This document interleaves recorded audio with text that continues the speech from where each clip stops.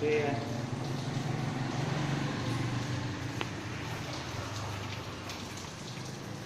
cứ thằng này để cho bằng nhất này. Cứ nào cơ? Cứ thằng này phải hàn sang bằng cái nhất. Đua ra. Để mình dễ cân chỉnh ấy, dễ đo ấy. Đúng không? Vừa bằng mét. Không thì nó lại khó đo.